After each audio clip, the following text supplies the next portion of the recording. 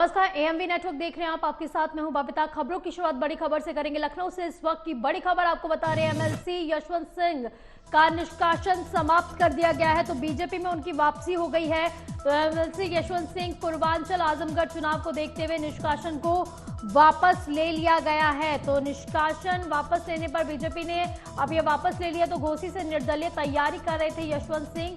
Party विरोधी गतिविधियों के चलते उन्हें निष्कासित किया गया था। 6 साल के लिए उन्हें निष्कासित किया गया था, लेकिन अब 3 साल के अंदर अंदर उनका निष्कासन जो है वो समाप्त कर दिया गया है। तो कहा जा रहा है कि जो आजमगढ़ चुनाव है उसको देखते हुए बीजेपी ने यह निर्णय लिया है।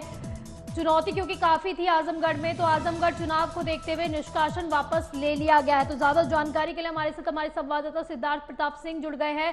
सिद्धार्थ, पहले यशवंत सिंह को 6 साल के लिए निष्कासित किया गया था, अब निष्कासन इतनी जल्दी समाप्त हो चुका है, कारण क्या? देखिए बनता बिल्कुल, अब उत्तर प्रदेश में जिस तरीके से चुनाव पूर्वांचल की तरफ बढ़ रहा है, तो बीजेपी किसी भी तरीके से कोई रिस्क नहीं लेना चाहती, और खासकर ठाकुर बिरादरी को लेकर। देखिए, यशवंत सिंह ठाकुर बिरादरी के बड़े नेता है। आपको बता दें, उनका जब निष्कासन किया गया था तो उन्होंने अपने बेटे को निर्दलीय एमएलसी लड़ाया था स्थानीय निकाय का, लेकिन उनका बेटा जीत गया था और बीजेपी के प्रत्याशी चुनाव हार गए थे, तो उन्हें कहीं ना कहीं जो है निष्कासित कर दिया गया था। और उनके बेटे से मौजूदा समय में एमएलसी है।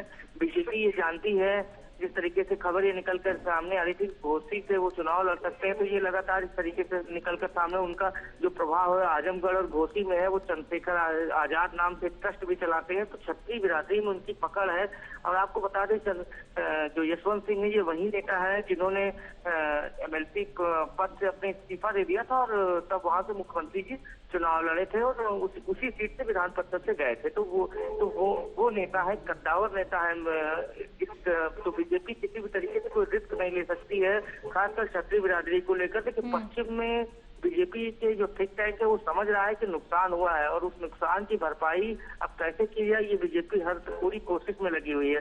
देखिए, बीजेपी के थिंक टैंक हमेशा इन चीजों को सोचता है, और जिस तरीके से अब चुनाव एकदम नजदीक आ गया था पूर्वांचल को लेकर, अब जिस तरीके पूर्वांचल बेल्ट में चुनाव आगे बढ़ता जा रहा था, तो बीजेपी को लगा कि यशवंत सिंह कहीं चुनाव अगर लड़ जाते हैं तो नुकसान हो जाएगा। तो बीजेपी ने इसी के तहत उनको मनाने की कोशिश की और उनका निष्कासन समाप्त कर दिया गया है। तो घोसी से वो निर्दलीय चुनाव लड़ने की तैयारी करते थे। उससे पहले यशवंत सिंह के जो निष्कासन जैसे 6 साल के लिए बीजेपी ने किया था, अब उसे जल्द से जल्द उसे समाप्त कर दिया गया है। तो यशवंत सिंह की तरफ से क्या कुछ कहा जा रहा है? क्योंकि जब निष्कासन भी हुआ था उस समय उनका यही बयान सामने आया था कि उन्हें खबर नहीं थी। अब खबर मिल पा रही है कि नहीं मिल पा रही है उन्हें?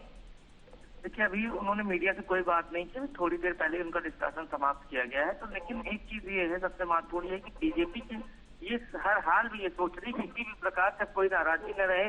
और ये जो बीजेपी की चर्चा थी बीच में कि ठीक है, जो ठाकुर नाराज है वो हमारे साथ आ जाएंगे, हमारा कोर वोटर है, लेकिन ये बीजेपी को भी पता चल रहा है कि पश्चिम में नुकसान हुआ है।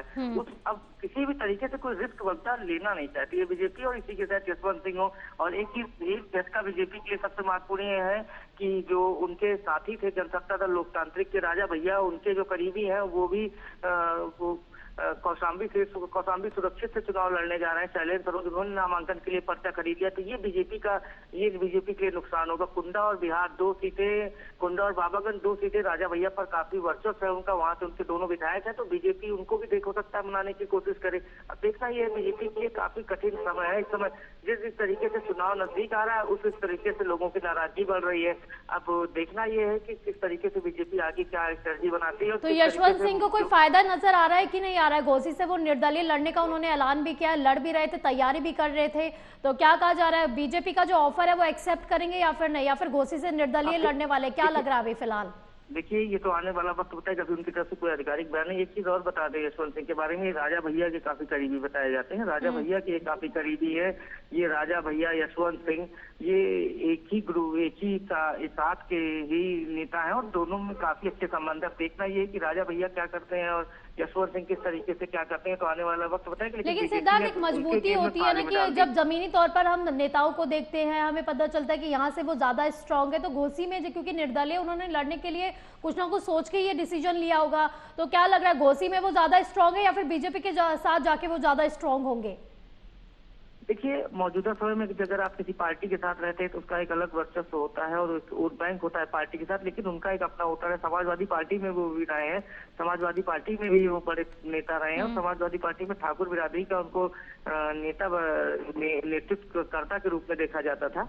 तो कहीं ना कहीं यशवंत सिंह के यशवंत सिंह के पाले में गेंद बीजेपी ने डाल दी है। अब देखना है यशवंत सिंह किस तरीके से करते हैं, वो चुनाव लड़ते हैं या बीजेपी की जो वापसी हुई है उसको साहब स्वीकार करते हैं, ये तो आने वाला वक्त बताएगा। तो अगर साथ जाते तो बीजेपी के लिए कितनी मजबूती और अगर नहीं आते तो कितना नुकसान? देखिए, उसके पहले नुकसान हुआ था। बीजेपी ये समझ रही को बच्चे उनके बेटे निर्दलीय चुनाव लड़कर जीते थे और बीजेपी प्रत्याशी को है था। आप समझ सकते हैं स्थानीय निकाय के चुनाव में तो उनका अपना वोट बैंक है, अपने वोटर है और पुराने नेता है। ये समाजवाद के ये लोग एक नियम कायदे को मानने वाले लोग हैं और इनके एक फॉलोअर्स है। तो कहीं ना कहीं ये बीजेपी में भी रहे तब भी कई बड़ी नेताओं के इन्होंने समाजवादी पार्टी से हटकर ज्वाइनिंग कराई और बीजेपी में इनके साथ आए। कई बीडीसी थे, स्थानीय निकाय के लोग थे। उसके बाद ये चीजें हैं, ये लोग बूथ के मजबूत नेता हैं और इनके इसको बीजेपी भी बखूबी समझती है। आप समझ सकती हैं कि 6 साल का निष्कासन किया गया, उसके बाद तुरंत ही उनका निष्कासन समाप्त करके उनकी वापसी कराई जा रही। तो ये उनके वर्चस्व या उनके जो कद है उसको खुद तो सिद्धार्थ, अगर वो ऑफर एक्सेप्ट कर लेते तो आजमगढ़ से क्या बीजेपी उन्हें उतारने वाली है? और अगर यशवंत सिंह उनका ऑफर एक्सेप्ट नहीं करते तो फिर आजमगढ़ में कौन से प्रत्याशी उतरने वाले हैं? नाम किन किन के सामने आ रहे हैं फिलहाल? देखिए, आजमगढ़ से तो प्रत्याशी घोषित हो चुका है इस समय और आजमगढ़ से जिस तरीके से निरहुआ चुनाव लड़ रहे हैं, आजमगढ़ से किस तरीके से प्रत्याशी पहले ही घोषित हो चुका है, लेकिन आजमगढ़ में उनका साथ रहना बहुत जरूरी है। अगर वो साथ होंगे तो आजमगढ़ और घोषित 2 सीटों पर काफी फायदा होगा बीजेपी को। इसीलिए बीजेपी ने ऐसे लेकिन टिकट भी तो चेंज हो रहे हैं ना सिद्धार्थ, लगातार प्रत्याशी लगातार चेंज करते जा रहे हैं हर पार्टी। देखिए, सूत्रों खबर के बीच में यहाँ तक खबर निकलकर सामने आ रही थी कि आजमगढ़ से टिकट बदला जा सकता है और अब देखना ये टिकट बदला जाएगा कि नहीं, ये तो आने वाला वक्त बताएगा। लेकिन उनका साथ रहना बीजेपी के लिए काफी प्लस पॉइंट है। देखिए, आजमगढ़ बीजेपी जीती जरूर है लेकिन वो परंपरागत सीट समाजवादी पार्टी की रही है। समीकरण के आधार पर देखा जाए तो वहाँ पर समाजवादी पार्टी काफी मजबूत है। तो ये चीजें हैं जो बीजेपी को, इसीलिए यशवंत सिंह को बुलाया, वापस लिया गया। देखना है, आने वाला वक्त बताएगा वो एक्सेप्ट करते हैं या फिर नहीं। चलिए, बहुत बहुत शुक्रिया आपका इन तमाम जानकारी के लिए सिद्धार्थ।